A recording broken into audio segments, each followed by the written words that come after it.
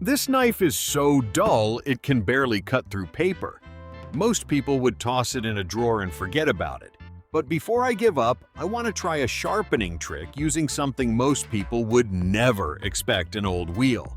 If this works, scrap may become one of the simplest ways to bring an old knife back to life.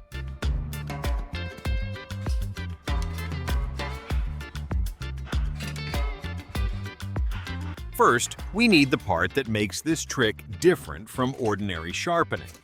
From this box of old plastic wheels, I choose a small one that still turns smoothly. It looks like scrap, but the swivel bracket is the piece we need. Use a wrench to loosen the nut, then separate the wheel from its metal frame. Keep the frame aside because that moving joint will guide the sharpener later.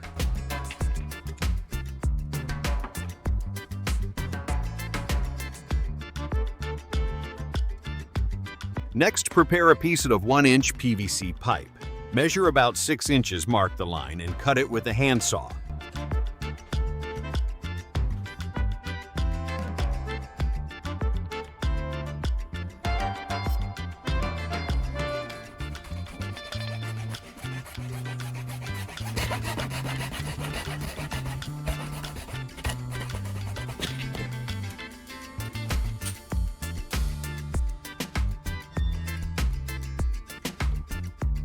Heat about 2/3 of the pipe with a heat gun until the plastic softens. Work in a ventilated area and do not burn it. Press the pipe between 2 flat wood pieces and hold it firmly. As it cools, that round pipe becomes a flat PVC plate.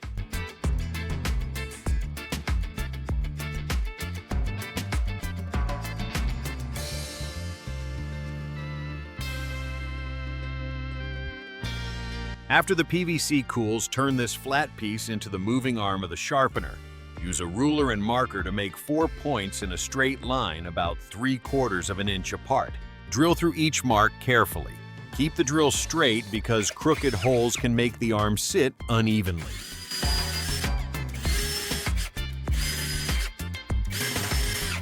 Place the PVC plate against the wheel bracket. Line it up, mark 2 more holes for the bolts, and drill those as well.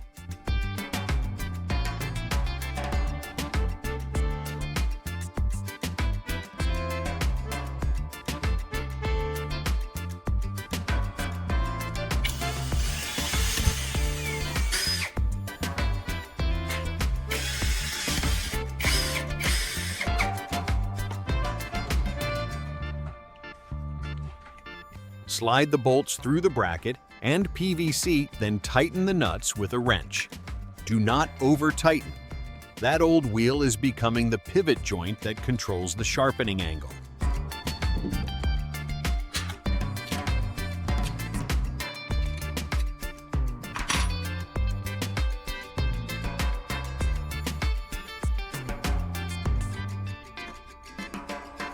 For the next part, we need a base that can hold the knife steady. Start with 3 rectangular wood pieces. 1 larger board becomes the base, and 2 smaller strips raise the ends like a small bench. Glue the strips onto both ends of the larger board. This raised base gives us room to clamp the knife and still let the sharpening arm move freely.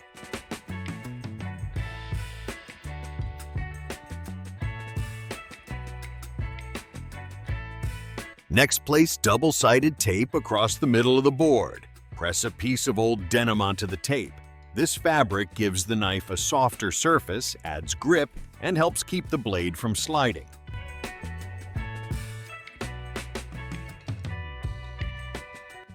Mark 2 straight points in line with the center of the base. Screw down 2 metal plates but leave a small gap underneath so the knife blade can slide in and lock down later.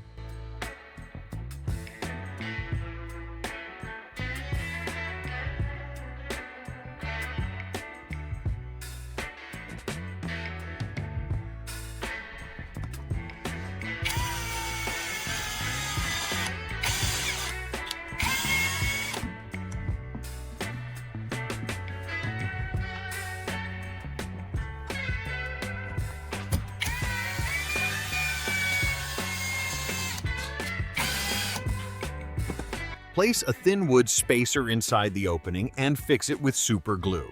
This keeps the clamp height consistent. If the clamp sits unevenly, the knife can tilt and the sharpening angle will change. Finally, attach the swivel wheel bracket to the opposite end with screws. The old wheel part now becomes the pivot mount that lets the sanding block travel across the blade at a controlled angle.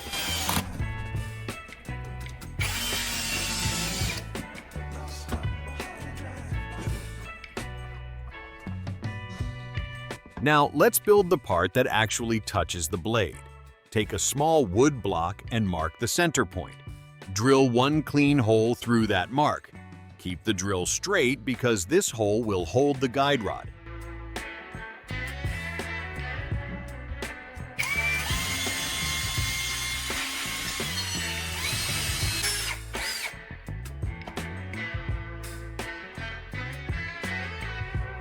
Apply double-sided tape to both flat faces of the block.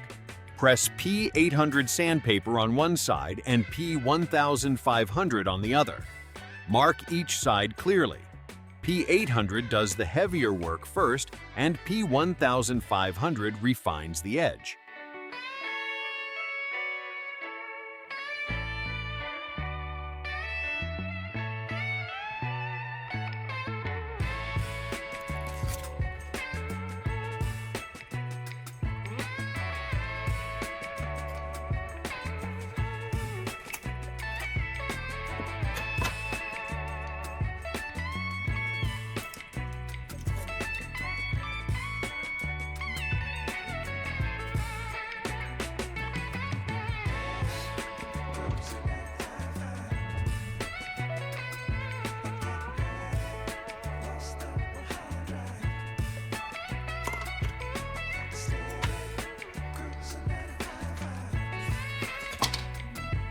Slide a welding rod into the center hole.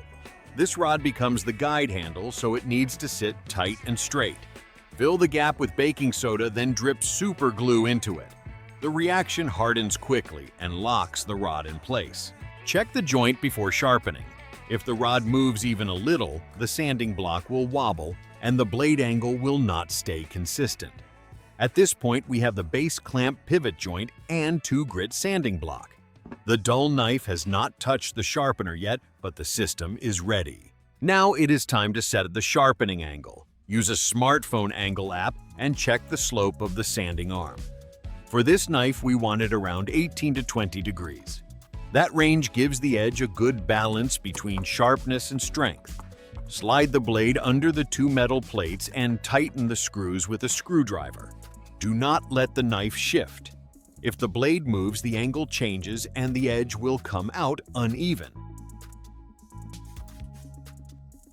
Start with the 800 peso side first. Wet both the knife and the sandpaper before sharpening. Water keeps the grit from clogging and helps control heat on the blade. Watch the motion closely. Move from the heel of the knife toward the tip, then lift the sanding block and repeat. Do not scrub in random directions. We need clean strokes at the same angle. P800 is the cutting step. It removes the dull, damaged edge and starts building a new one.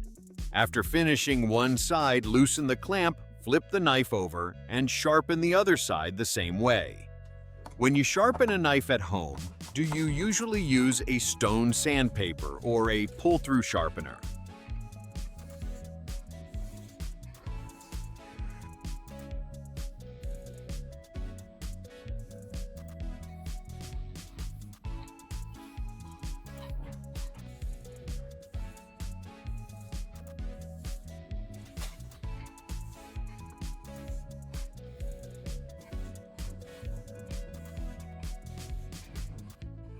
Next, switch to the P1500 side of the sanding block.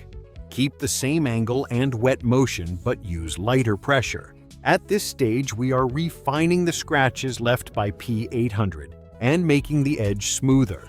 Move from the heel toward the tip again. Too much pressure can flex the sandpaper and round over the edge we just created. After several passes, the blade feels different and the edge catches light more evenly. Flip the knife and repeat the process on the second side. Both sides need the same attention, or the knife may cut slightly to one side.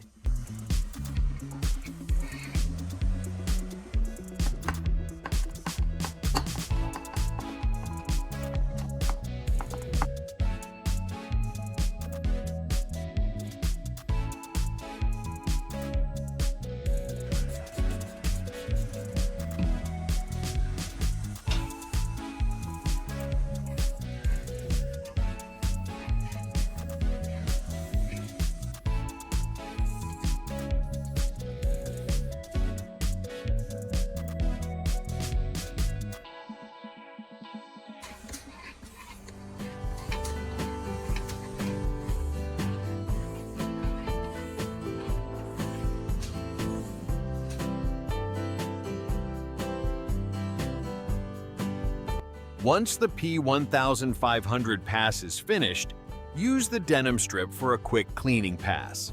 Pull the blade backward across the fabric away from the cutting edge. This works like a simple stropping step. The denim helps wipe away sanding residue and remove tiny burrs. Do not test sharpness by running your finger along the blade. The safer test comes next, and that is where we will know whether this homemade wheel guide worked. Now let's return to the paper test from the beginning.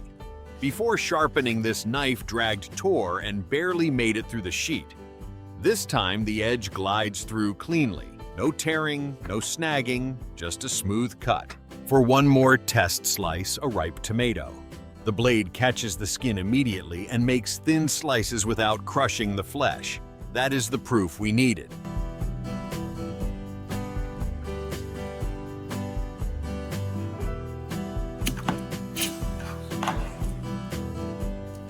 The old wheel looked like scrap at the start, but in the right place it controlled the sharpening system. If you found this useful, hit like, subscribe to Dan Fix, and tell me what tool to rescue next.